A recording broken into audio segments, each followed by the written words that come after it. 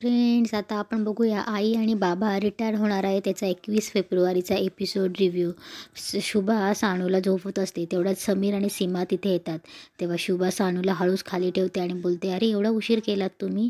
तेव्हा समीर बोलतो, अगं मला ऑफिसमधून उशीर होणार होता ना. तर सीमाही त्यात तिचा फोन आला, तर आम्ही ठरवलं की एकत्र जाऊ. तेव्हा शुभा विचारते, सीमा काय झालं, तुझे डोळे का असे दिसत आहेत? तेव्हा शुभा बोलते, सुजल्यासारखे वाटत आहेत, ठीक आहे ना सगळं? तेव्हा समीर बोलतो, धूळ गेली, त्यांना रिक्षाने आलो ना, धूळ गेली. तेव्हा सीमा बोलते, हो, आणि मी येते म्हणून घरात निघून जाते. तेव्हा समीर पण आत जातो. तेव्हा शुभा बोलते, काहीतरी नक्की झालंय, पण काय झालंय? आपल्या घरी शमिका रस्त्याने येते. तेवढ्यात ती रिक्षावाल्याला पैसे विचारते. तेव्हा ते 111 रुपये सांगतात. तेव्हा शमिका बोलते की इथे येईपर्यंत 100च रुपये होतात आणि माझ्याकडे तर वरचे 11 रुपये नाही येत. शमिका बोलते, आता तुमचं मीटर फास्ट आहे आणि इथे येईपर्यंत 100च रुपये होतात, म्हणून मी तेवढेच पैसे कॅरी केलेत.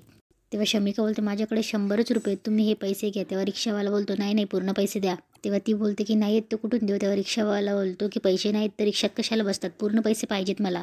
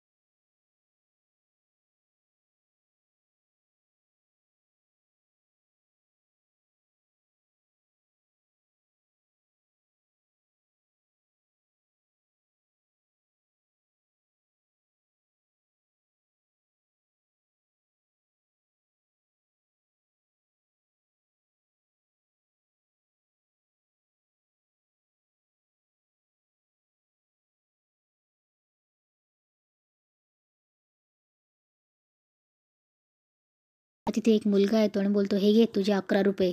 तो मुलगा रिक्षावाल्याला बोलतो, आणि 11 रुपयांसाठी ना पूर्ण 1100 रुपयाचा डोस नाही द्यायचा, कळलं का? तो शमूच्या हातात 100 रुपये घेतो आणि 11 रुपये ठेवून रिक्षावाल्याला बोलतो, हे घे आणि चल निघ. शमिका बोलते थँक्यू सो मच. तेव्हा तो बोलतो यू मोस्ट वेलकम आणि बोलतो अहो यांची ना नेहमीचीच नाटकं झाली आहेत. मीटर फास्ट करून ठेवतात आणि मग जास्तीचे पैसे घेतात. तेव्हा शमू बोलते हो ना. शमू बोलते मला तुमचा नंबर देतात का, मी 11 रुपये परत करेल तुमची.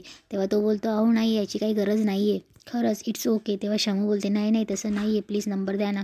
तो शमूला कार्ड देतो आणि बोलतो यावर माझं नाव, ऑफिसचा पत्ता सगळं आहे. शमू बोलते वन्स अगेन थँक्यू.